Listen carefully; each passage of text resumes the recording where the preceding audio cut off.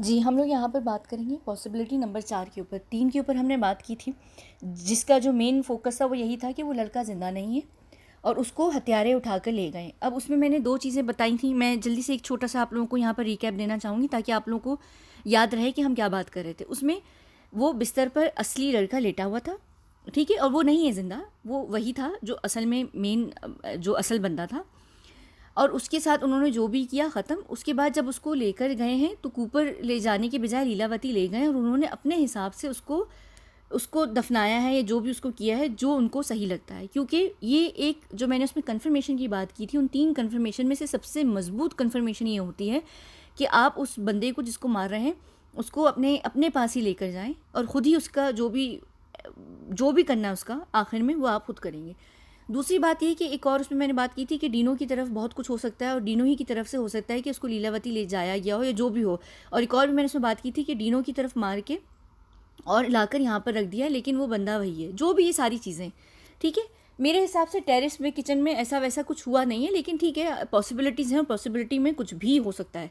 उसके बाद यहाँ पर ये वही नैरेटिव है, इसमें यहाँ पर उस लड़की के एक्सपीरियंस की भी मैं बात करूँगी, लेकिन यहाँ पर ये वही बात हम करेंगे कि लड़का ज़िंदा नहीं है। इसके बाद जो 5वीं नैरेटिव है, अगर आप लोगों ने एपिसोड 2 देखी होगी तो उसमें आपको पता होगा कि 5वें नैरेटिव से उसके ज़िंदा होने वाला नैरेटिव शुरू हो जाता है। अब यहाँ पर कि लड़के को मारा गवर्नमेंट ने। अब यहाँ पर आप लोग समझेंगे कि गवर्नमेंट ने मारा है तो गवर्नमेंट बुरी नहीं होती। गवर्नमेंट एक प्रोटोकॉल को फॉलो कर रही होती है। पूरी जो दुनिया है ये एक प्रोटोकॉल पर चल रही होती है, हमारी वाली, और इसमें प्रोटोकॉल को फॉलो करना बहुत ज़रूरी होता है। अगर आप प्रोटोकॉल को फॉलो नहीं करेंगे आप फंस जाएंगे, और इस सारे मामले में फंसना सबसे मुश्किल चीज़ होती है, ठीक है। अब देखिए इसमें क्या हो सकता है कि इसके लिए उस लड़के का एजेंट होना बहुत ज़रूरी है। अगर तो वो एजेंट नहीं है तो फिर ये पॉसिबिलिटी भी नहीं बनती है। लेकिन हम ये सब बहुत अच्छे तरीके से जानते हैं, और ये जो पॉसिबिलिटी नंबर 2 थी, जो पॉपुलर नैरेटिव था, वो यही है कि वो एक बहुत बड़ी चीज़ एक्सपोज करने वाला था। उसके पास कई सारी ऐसी इन्फॉर्मेशन थी जिससे बहुत सारा सिस्टम हिलने वाला था। तो ये बात तो अपनी तरफ, चाहे वो ज़िंदा है कि नहीं है, लेकिन ये बात अपनी तरफ है कि वो कुछ एक्सपोज करने वाला था। इसका ये मतलब है कि उसके पास इतनी सारी इन्फॉर्मेशन थी। अब वो इतनी सारी इन्फॉर्मेशन, ऐसा नहीं है कि उसके पास वो एक असल में एक सितारा था बॉलीवुड का और बस उसके पास वो काम करता था, निकल आई, ऐसा नहीं होता। इन्फॉर्मेशन निकालना भी इतनी आसानी की बात नहीं होती है। उसके लिए एक प्रॉपर तरीका होता है, आपको ट्रेन किया जाता है, आपको पता होता है कि कैसे इन्फॉर्मेशन निकालनी है। आपका असल मकसद वही खोज होती है और आपको उसी खोज में ही लगना होता है असल में, और आप एक रूप धार कर आते हैं। अब एजेंट 2 तरह के होते हैं। एक होता है पार्ट टाइम एजेंट, यानी कि फ्रीलांसर कह लें, बल्कि पार्ट टाइम नहीं, फ्रीलांसर होता है। दूसरा फुल टाइम एजेंट होता है।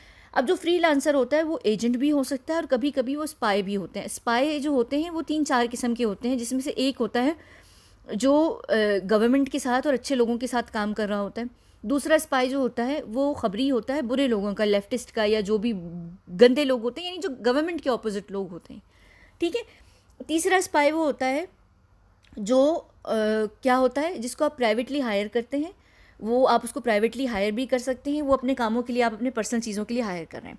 और चौथे स्पाई जो होते हैं वो बड़े मज़े के होते हैं, वो हम सब ने देखे हैं, हमारी सबकी ज़िंदगियों में होते हैं। वो होते हैं हमारे इर्द गिर्द अंकल आंटीज़ होते हैं, जो एजेंट वेजेंट तो नहीं होते, वो सिर्फ गॉसिप एजेंट्स होते हैं। उनको उसी के स्पाई करना होता है, यानी उन्हीं चीज़ों को स्पाई करना होता है। खैर ये तो एक मजाक की बात है। तो ये होते हैं एजेंट्स, सॉरी स्पाई। अब इन स्पाई में क्या होता है कि इन यही जो गवर्नमेंट के साथ काम कर रहे होते हैं ना, गवर्नमेंट के साथ स्पाई, उनको कहा जाता है फ्रीलांसर एजेंट्स। यहाँ मैं ये लेमन टर्म्स आप लोगों के लिए यूज़ करूँगी, अपनी वाली नहीं करूँगी ताकि कन्फ्यूजन ना हो। तो वो होते हैं फ्रीलांसर एजेंट्स। अब उनके पास जो छोटी मोटी खबर होती है वो या तो अपना जो उनका एक बंदा होता है, जो उनका पॉइंट होता है, वहाँ पर जाकर इन्फॉर्मेशन दे देते हैं, या फिर कभी कभी जो फुल टाइम वाले एजेंट्स होते हैं उनको दे देते हैं। अब फुल टाइम एजेंट्स क्या होते हैं, उनको गवर्नमेंट हायर करती है, उनको गवर्नमेंट देती है बड़े बड़े प्रोजेक्ट्स, और वो उसके ऊपर पूरा काम करते हैं। उसके लिए वो जो है स्पाई को हायर करते हैं। जब वो उस स्पाई को हायर करते हैं, जो छोटे वाले होते हैं, उनको वो फ्रीलांसर एजेंट्स बना लेते हैं, क्योंकि वो गवर्नमेंट के लिए काम कर रहे होते हैं। इस वजह से उनको भी एजेंट का टर्म दिया जाता है। अब आपके पास इन्फॉर्मेशन है, आप फुल टाइम एजेंट हैं, आप असल में काम एजेंट है आपका काम। अब जो भी प्रोजेक्ट आपको दिया गया है, आप जो भी चीज़ के पीछे हैं, जो भी आप लीड फॉलो कर रहे हैं, उसमें आपको अलग अलग रूप धारने पड़ते हैं। उन रूप धारने में क्या होता है, कभी कभी तो ये होता है कि आप देश के अंदर ही कोई चीज़ स्पाई कर रहे हैं, कभी कभी ये होता है कि आप इंटरनेशनली किसी चीज़ पे काम कर रहे होते हैं, इंटरनेशनली काम कर रहे हैं, तो फिर आपको या तो उस अपने ही देश में बैठ के उस इंटरनेशनल चीज़ की खोज लगानी पड़ती है कि उस इंटरनेशनल चीज़ का लिंक आपके देश में क्या है, या कभी कभी आपको इंटरनेशनली जाकर वहाँ का रूप धार कर काम करना पड़ता है। और एजेंट्स कैसे रूप धारते हैं वो इसी सीरीज़ में मैं आगे कभी एपिसोड्स में बताऊँगी। ठीक है, अब क्या हो गया कि एजेंट ने रूप धार लिया। अब वो रूप कैसे धारेगा, यहाँ पर अगर देश के अंदर ही है तो वो क्या करेगा कि आप लोगों के सिस्टम के अंदर, आपके इंस्टीट्यूट के अंदर, या जो भी उसका प्रोजेक्ट का मेन कोर होगा, जो सब्जेक्ट होगा, वो उधर जाएगा। अब उसके लिए वो यहाँ पर राजनीति में जाकर मंत्री भी बन सकता है, वो बॉलीवुड का सितारा भी बन सकता है, वो किसी बहुत बड़े सुपरस्टार के घर जाकर उसकी गर्लफ्रेंड भी बन के बैठ सकती है, डम किस्म की। वो कोई भी किस्म का काम करने को कोई भी कर सकते हैं, कभी कभी कुछ भी आप कर सकते हैं। आपको एक रूप धारना होता है, और बहरूपिया होते हैं यानी एक तरीके से आप, लेकिन अच्छे वाले बहरूपिया, क्योंकि असल में आप गवर्नमेंट के लिए काम कर रहे होते हैं। वो गवर्नमेंट के प्रोजेक्ट्स क्या होते हैं, वो गवर्नमेंट के पक्ष में होते हैं। अब जितनी गवर्नमेंट्स होती हैं दुनिया में, किसी एक देश की नहीं, हर देश की गवर्नमेंट, उनके पास सबसे पावरफुल चीज़ क्या होती है। आप लोग अगर यहाँ पर पॉज करें वीडियो और मुझे बताएं कि आपके लिए सबसे पावरफुल चीज़ क्या है मटेरियलिस्टिकली। मैं यहाँ पर फैमिली फ्रेंड्स की बात नहीं कर रही, ठीक है। आप लोग ज़्यादातर यही कहेंगे ना कि सबसे ज़्यादा पावरफुल चीज़ क्या होती है। इंसान का स्टेटस होता है, और स्टेटस किस चीज़ से बनता है, दो तीन चीज़ों से बनता है। या तो आप अपने डोमेन में एक नाम रखते हो, आप किसी चीज़ में क्या कहते हैं, यानी बिल्कुल टैलेंटेड किस्म के हों, एक आपका नाम हो। दूसरा ये होता है, नॉर्मली जो ज़्यादातर होता है वो होता है पैसा। पैसा पैसा पैसा होता है तो आप बहुत ज़्यादा होते हैं, ठीक है ना। और जो आंटियाँ होंगी उनको सबसे ज़्यादा पसंद होता है सोना, तो उनके लिए सबसे मेन इंपॉर्टेंट चीज़ सोना होता है। तो ये चीज़ें होती हैं आपके पास, ठीक है, ये आपका एसेट होता है। लेकिन जो गवर्नमेंट्स होती हैं ना, पूरी दुनिया की गवर्नमेंट्स, उनका सबसे इंपॉर्टेंट एसेट क्या होता है जिस पे वो ट्रेड करती हैं। और यहाँ पर ये मैं कपड़े लत्ते की ट्रेड की बात नहीं कर रही, नॉर्मल ट्रेड जो आप लोगों के लिए होती है, एक्सपोर्ट इम्पोर्ट वाली ट्रेड नहीं। ये वो ट्रेड होती है, जैसे फॉर एग्जांपल ये लड़के का केस है। इस लड़के के केस को इंटरनेशनल एजेंसी क्यों नहीं अभी तक ले रही। अब अगर इंटरनेशनल एजेंसी आ रही है आपके देश में इस केस को हैंडल करने, क्योंकि ये इतनी बड़ी ज़्यादा चर्चा में आ गया है, अब आपकी गवर्नमेंट या तो खुद मिली हुई थी इस केस में, अगर वो खुद नहीं मिली हुई थी तो उसके ऊपर प्रेशर था, वो सॉल्व नहीं कर सकते ये केस किसी भी तरीके से। तो गवर्नमेंट क्या करेगी, उस इंटरनेशनल एजेंसी का जहाँ पे भी हेडक्वार्टर होगा, उस देश की कोई ना कोई इन्फॉर्मेशन आपके देश के पास होगी, वो उसको यूज़ करेगी लेवरेज के तौर पर, वो उनके ऊपर आ जाएगी, अपर हैंड मिल जाएगा, और कहेंगे अगर तुम हमारे मामले में घुसोगे तो हम तुम्हारे इस वाले मैटर को जिसको तुम छुपाए बैठे हो, हमारे पास इसकी सारी इन्फॉर्मेशन है, हम तुम्हें एक्सपोज कर देंगे। ये सारी इतनी अंदर की उनकी इन्फॉर्मेशन जिससे आप उनकी गर्दन पर हाथ रख सकें, वो कहाँ से आती है, वो आती है इन्हीं एजेंट्स के हाथों। यही एजेंट्स जो हैं वो इन्फॉर्मेशन ला कर देते। तो एजेंट्स जो होते हैं ना, असल में गवर्नमेंट की क्या कहते हैं, रग होते हैं, जो रग होती है ना, यानी शहरग जो होती है ये वो होती है चीज़, और इनके पास होती है इन्फॉर्मेशन। अब सोचें अगर एक एजेंट पकड़ा जाए और वो एक्सपोज होने वाला हो, और आपको पता है आपका एजेंट एक्सपोज हो चुका है, तो अब आप क्या करेंगे, आप यही करेंगे ना कि उस एजेंट को ख़त्म कर देंगे। और ख़त्म करने के 3 तरीके होते हैं। सबसे पहला तरीका ये होता है कि उस एजेंट के पास जहर होता है, जहर होता है लिटरली। वो आप लोगों ने कई फिल्म्स में भी देखा होगा और कई जगहों पर देखा होगा। अक्सर आप लोगों ने देखा है कि वो जहर की गोली या वो जो भी जहर लिक्विड होता है, जो भी चीज़ होती है, वो ज़्यादातर जो बुरे लोग होते हैं उनके पास होती है। और आपने देखा होगा वो दांत से निकाल कर एकदम चिढ़ाते हुए और वो पिल दिखाते हुए ले लेते हैं, और उनको पता होता है कि ख़त्म, ये बंदा अब ये चला गया। तो ये एक होता है प्रोटोकॉल जिसको आप फॉलो करते हैं। एजेंट्स भी एग्जैक्टली यही प्रोटोकॉल फॉलो करते हैं। अब इसमें क्या होता है, ये तब यूज़ करता है एजेंट जब एजेंट को पता होता है कि मैं इनके हत्थे चढ़ चुका हूँ, फ़ौरन मैं अब इनके कब्ज़े में हूँ, और अब ये मुझे यहाँ से लेकर जाएंगे, तुरंत मुझे सर्च करेंगे, क्योंकि उनको भी पता होता है कि इनके पास कोई ना कोई चीज़ होती है, इससे पहले कि वो खा के मर जाए हम उसकी उस चीज़ को उससे खींच लें। तो एजेंट के पास बड़ी छोटी सी विंडो होती है फ़ैसला लेने के लिए। कुछ एजेंट्स चिकन आउट हो जाते हैं और कुछ उसी वक्त ले लेते हैं। नॉर्मली उनको ट्रेन इसी तरह किया जाता है कि वो फ़ौरन ले लें, ठीक है। अब अगर वो नहीं ले पा रहे, यानी अगर, और वो एजेंट क्या करता है, एजेंट को अक्सर कहा भी जाता है गवर्नमेंट के द्वारा कि तुम अब एक्सपोज हो चुके हो, तुम अपने आप को प्लीज़ ख़त्म कर लो, यानी इसी वक्त ही फ़ौरन। एजेंट कभी भी नहीं करते ये काम। एजेंट को आखिर तक एक ज़िद होती है कि नहीं, अभी हम कुछ कर सकते हैं, अभी मैं नहीं पकड़ा जाऊँगा, ये चीज़ होती है। वो एजेंट चाह रहे होते हैं कि नहीं करें हम। दूसरी चीज़ होती है कि जो एजेंट का हैंडलर होता है, जो एजेंट से ऊपर होता है, उसको कहा जाता है कि तुमने अब इस जॉब को हैंडल करना है। जॉब मतलब वो बंदा जॉब बन जाता है एजेंट के लिए, हैंडलर के लिए। तो हैंडलर क्या करता है, अगर आप इस गवर्नमेंट के साथ एक सीनियर लेवल पर हैं, एज के हिसाब से नहीं, काम के हिसाब से कितने टाइम से उसके साथ हैं और कितने बड़े हैं, यानी कितनी ज़्यादा आपके पास इन्फॉर्मेशन है, या आप कितने बहुत बड़े अगर लेवल पर एक आप एजेंट हैं, तो फिर जो हैंडलर है वो आपके पास एक बाकायदा तौर पर आता है, आप क्योंकि सीनियर होते हैं उसकी रिस्पेक्ट करते हुए वो आपको ऑप्शन देता है कि तुम अपने आप को आत्महत्या का केस बनाकर मरना चाहते हो, तुम चाहते हो कि तुम्हारा कोई कार एक्सीडेंट वगैरह टाइप कोई चीज़ हो गई जो एक नेचुरल सी मौत होती है, या तुम ये चाहते हो कि तुम्हें किसी ने मारा। क्योंकि एजेंट आप ज़रूर होते हैं, लेकिन आप क्योंकि नॉर्मल दुनिया में रह रहे होते हैं उस वक्त तक, तो आप क्या कर रहे होते हैं, आपका एक परिवार होता है, आपकी एक नॉर्मल लाइफ भी होती है दुनिया को दिखाने के लिए, ठीक है। तो उसमें जो एजेंट को ऑप्शन दी जाती है ये सिर्फ तब मिलती है जब आप बहुत सीनियर होते हैं। तो वो कहता है कि हाँ नहीं ठीक है, मैं आत्महत्या वाला चूज़ कर लेता हूँ। नॉर्मली करते नहीं है, क्योंकि आत्महत्या का मतलब बहुत नेगेटिवली लिया जाता है ना, कि किसी ने आत्महत्या कर ली, बड़ा कमज़ोर कायर किस्म का बंदा था, लोग नहीं करते। नॉर्मली जो लोग जाते हैं वो दो चीज़ें होती हैं उनमें, या तो कोई नेचुरल जो मौत होती है, आपको एकदम बैठे बैठे हार्ट अटैक आ गया या ऐसा कुछ भी हो गया, आप ख़त्म हो गए, या आपकी दिमाग में हैमरेज हो गया और आप मर गए, ये दो चीज़ें होती हैं। तीसरा ये होता है कि वो ये कहते हैं कि हाँ ठीक है, कार एक्सीडेंट टाइप की कोई चीज़ भी करवा दो, या तो प्लेन क्रैश करा दो या कार एक्सीडेंट करा दो, फलाना ढिमकाना टाइप ऐसी कोई चीज़। नॉर्मली वो लोग ज़्यादातर इस चीज़ पे जाते हैं। और उनमें से तीसरे जो होते हैं, जो तीसरी ऑप्शन होती है जो उनको दी जाती है, वो ये होती है कि तुम्हें यानी कि मारा जाए गोली से, जैसे कि चाकू से, गोली से, किसी भी तरीके से, कि भाई ऐसे केसेस में ऐसे तरीके से नहीं मारा जाता है कि वो खून का केस बन जाए, ठीक है। ज़्यादातर या तो वो आत्महत्या करके किया जाता है या वो किसी नेचुरल तरीके से किया जाता है। तीसरा वाला नहीं किया जाता है ऐसा कि जिसमें खून लगे कि बंदे का खून हुआ है, क्योंकि फिर वो दोबारा से केस बन जाएगा। आप चाहते ही नहीं कि आपका गवर्नमेंट का एजेंट जो है वो रिकॉर्ड्स में आए, तो आप ऐसा नहीं करते, उसको ऐसे इस तरीके से एग्जीक्यूट नहीं करते अनलेस कि वो एजेंट रेजिस्ट कर रहा हो। यहाँ पर कौन से एजेंट रेजिस्ट करते हैं? जो सीनियर होते हैं वो बिल्कुल नहीं करते, वो जानते हैं ये एक प्रोटोकॉल है और ये हर हाल में गवर्नमेंट के लिए के पक्ष में है और हमें ये करना पड़ेगा और अब हमारा टाइम आ गया। तीसरे वाले कौन होते हैं जिनको एग्जीक्यूट नॉर्मली किया जाता है? वो होते हैं वो यंग ब्लड। मैं यहाँ पर फिर उम्र की बात नहीं कर रही, मैं उनकी बात कर रही हूँ जो बिल्कुल इस जगह में नए नए आए हुए होते हैं। उनके अंदर वो एक चीज़ होती है, उनको होता है, या फिर उनको अपने ऊपर बहुत कॉन्फिडेंस होता है कि नहीं, मैं अभी भी नहीं पकड़ा जाऊँगा, बेशक मैं एक्सपोज हो गया हूँ, मैं किसी भी तरीके से कुछ कर लूँगा, मैं संभल जाऊँगा, यानी गवर्नमेंट को डरने की ज़रूरत नहीं। उसमें क्या होता है कि उसमें जो आपका हैंडलर होता है उसे बाकायदा तौर पर हुक्म दिया जाता है कि ये रेजिस्ट कर रहा है, इसको तुम उड़ा दो। उसमें किस तरह से उड़ाया जाता है? गोली से या ऐसे किसी भी तरीके से कि वो दूर से, उसमें भी कोशिश ज़्यादातर ये की जा रही होती कि वो उसको कहीं से भी रोड वगैरह पर ख़त्म कर दिया जाए, यानी कि गाड़ी में कर दिया जाए या किसी भी तरीके से कर दिया जाए।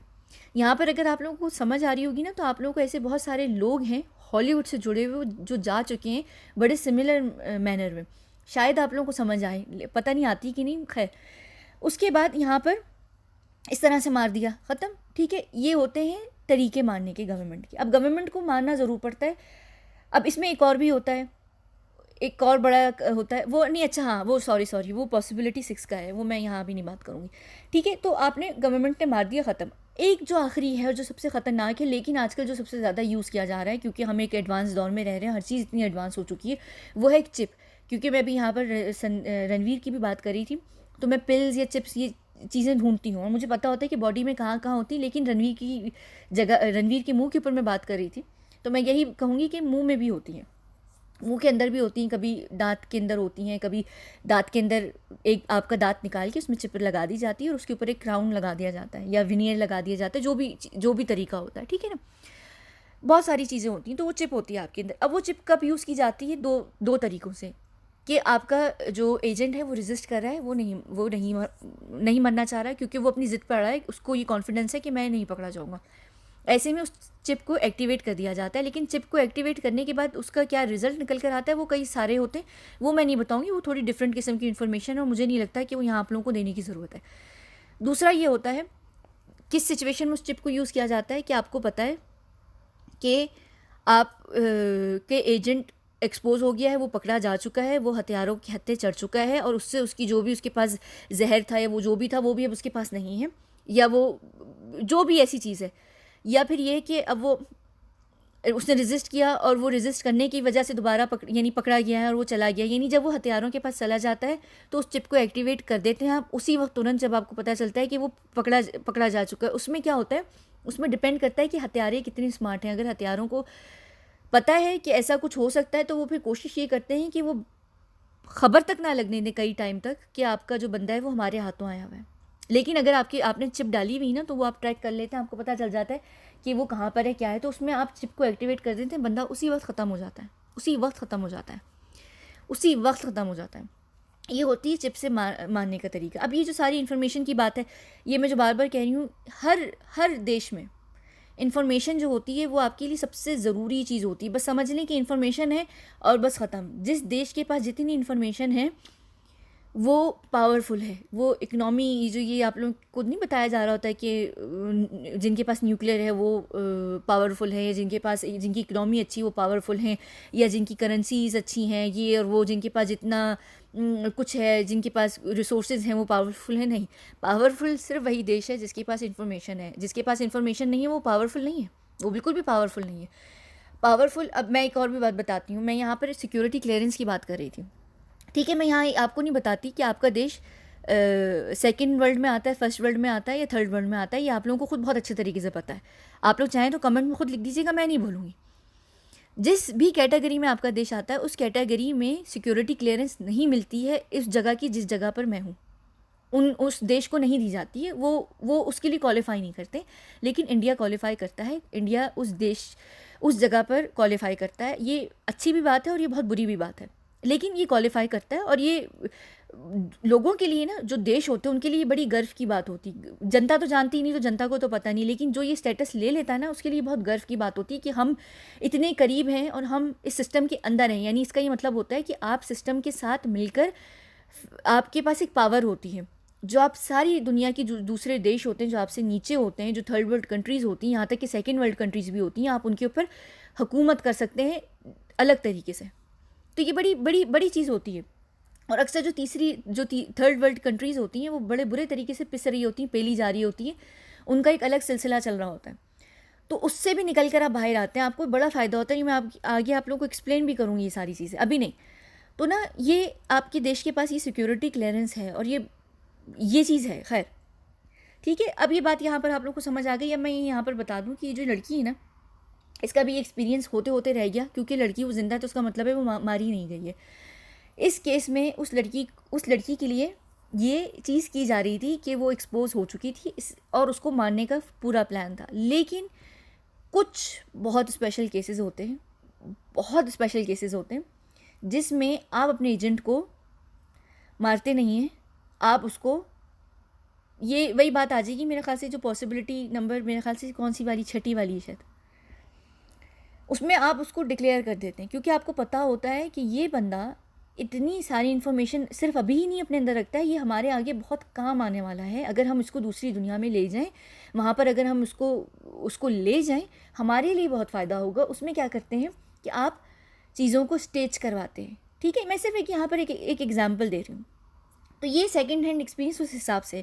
बाकी ये है कि ये इस हिसाब से भी है कि उस लड़की को, क्योंकि ये सारी इन्फॉर्मेशन है, उसको पता है कि असल में ऐसे मारा जाता है, गवर्नमेंट करती है, तो ये भी सेकंड हैंड एक्सपीरियंस में काउंट होता है। अब वो लड़की में ऐसा क्या था कि उसको सेव किया गया है, और क्यों किया गया है, तो उसके लिए सिर्फ एक बात है, वो ये है कि वो लड़की जो थी चाइल्ड प्रोटेजी थी। चाइल्ड प्रोटेजी क्या होते हैं, अगर आप में से किसी को नहीं पता, तो ऐसे बच्चे जो 10 साल की उम्र से कम होते हैं, वो एक डायमेंशन में उनके पास इतनी इन्फॉर्मेशन और इतनी नॉलेज होती है जो एक एडल्ट जितनी होती है, और उस एडल्ट जितनी जो कि खुद 40 साल या 50 साल की मेहनत के बाद वो सीख पाता है, तो वो होती है चाइल्ड प्रोडिजी।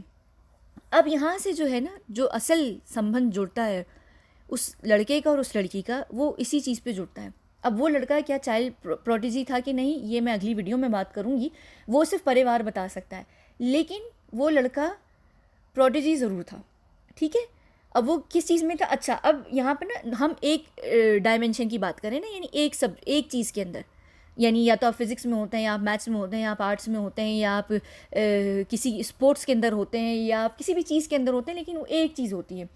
यहाँ पर कुछ जो चाइल्ड प्रोडिजीज़ होती हैं, या बच्चे होते हैं, या इवन जो कि एडल्ट होते नहीं हैं, लेकिन उनके लिए हमारे पास इस टर्म को यूज़ किया जाता है, क्योंकि उनके लिए लर्निंग ये अच्छा चलने छोड़े, मैं जो वीडियो करूँगी ना उसमें मैं बात करूँगी। वो जो लड़की है वो मल्टीपल डायमेंशंस के अंदर एक्सेल कर चुकी थी बहुत छोटी उम्र में। वहाँ से उस वजह से वो एक, मैं आगे अगली वीडियो में बात करती हूँ, सिर्फ इतना सा अभी इंट्रोडक्शन काफ़ी है। मैं, मेरा ख्याल से जो अगली वीडियो है वो इसी के ऊपर बात करती हूँ, इस लड़के और लड़की की मल्टीपल डायमेंशंस में क्या कहना, ज़हीन होने के ऊपर बात करूँगी कि किस तरीके से आप जब मल्टीपल डायमेंशंस के अंदर उस लेवल पर इंफॉर्मेशन रखते हैं, नॉर्मल इंफॉर्मेशन जो कि एक आम दुनिया में होती है, आप लोगों की वाली दुनिया में, उसके अंदर एक हाई लेवल की इन्फॉर्मेशन हो और सिर्फ एक डायमेंशन में नहीं, मल्टीपल डायमेंशंस में आप एक रेयर केस होते हैं, एक रेयर केस होते हैं, और ये बड़े कम केसेस होते हैं जो मल्टीपल क्या होते हैं, यही होते हैं। ठीक है, समझ गए ना क्या होता है? ठीक है, तो यहाँ से इन दोनों का संबंध बनता है। और मैं आप लोग खुद भी देख लीजिएगा, आप लोगों को अब समझ आना शुरू हो जाएगी कि वो लड़का इतना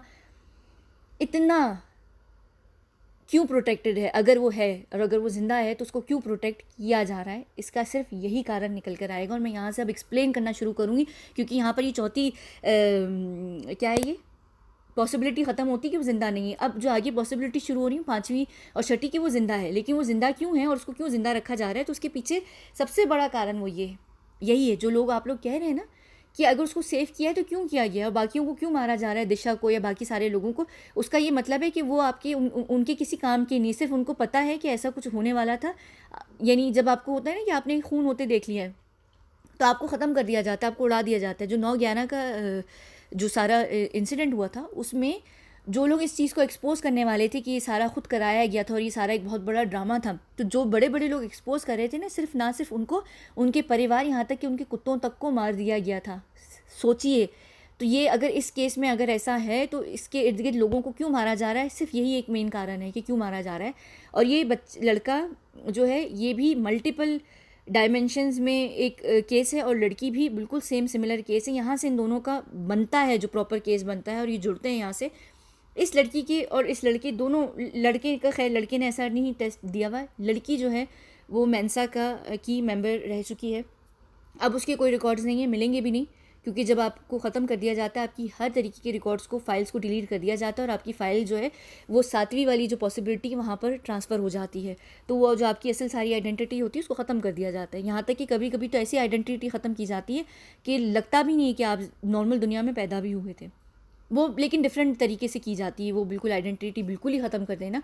कुछ लोगों की आइडेंटिटी ख़त्म की जाती है, जैसे अगर हम यहाँ पर उस लड़के की बात करें तो उसकी ये आइडेंटिटी रहेगी कि वो है, लेकिन वो ख़त्म कर दिया गया, यानी उसको मार दिया गया। कुछ लोगों की ऐसी आइडेंटिटी ख़त्म की जाती है कि उनका पिछला पता ही नहीं होता है, यानी समझें एक इंसान की याददाश्त चली गई तो उसको उसकी पूरी ज़िंदगी मिट जाती है ना, बिल्कुल उसी तरह उसकी उस वाली ज़िंदगी को ख़त्म कर दिया जाता है और उसकी सिर्फ यही ज़िंदगी का रिकॉर्ड रह जाता है। तो ये चीज़ें होती हैं, ये बहुत सारी चीज़ें हैं जो पॉसिबिलिटी 6 और 7 में बात की जाएंगी। लेकिन ये लड़की चाइल्ड प्रोटेजी है और वो लड़का, उसको जो क्लासिफाई किया गया है वो एडल्ट प्रोटेजी के तौर पर किया गया है, लेकिन दोनों मल्टीपल डायमेंशंस के अंदर हैं, यानी ये वो वाले डायमेंशंस नहीं हैं जो दूसरे फिजिक्स वाले डायमेंशंस होते हैं। यहाँ पर हम यूज़ करते हैं इसके अंदर डायमेंशन, एक डायमेंशन में ज़हीन है या आप बहुत सारे मल्टीपल डायमेंशंस में ज़हीन होने का मतलब ये है कि आप एक हीरा हैं उस वाली दुनिया के लिए जो 7वीं पॉसिबिलिटी के अंदर आती है। तो हीरे को आप उठाकर ले जाते हैं और जब आप हीरे को उठाकर ले जाते हैं तो फिर उसको आप अपने हिसाब से इस्तेमाल करते हैं। आप समझ जाइए कि वहाँ पर कितनी डार्क चीज़ें होती हैं, कितनी ट्विस्टेड चीज़ें होती हैं। क्यों मैंने उसको TD और W का नाम दिया है, वो उसके पीछे कारण है। और यहाँ से अब पॉसिबिलिटीज़ ये शुरू होंगी। यहाँ पर मैं इस वीडियो को ख़त्म करती हूँ। मैं जानती हूँ बहुत लंबी हो गई और ये काफ़ी पता नहीं आप लोगों को कितनी समझ आई होगी, कितनी नहीं आई होगी, लेकिन ये बात कन्फर्म है कि एजेंट तो है। अब कौन है ये आप लोग खुद समझ जाइए, या नहीं समझ रहे तो मर्ज़ी आप लोगों की, फिर यही समझिए कि सिर्फ वो लड़की ही एजेंट है। लेकिन यहाँ पर बहुत कुछ है जो आहिस्ता आहिस्ता खुलेगा। बहुत शुक्रिया।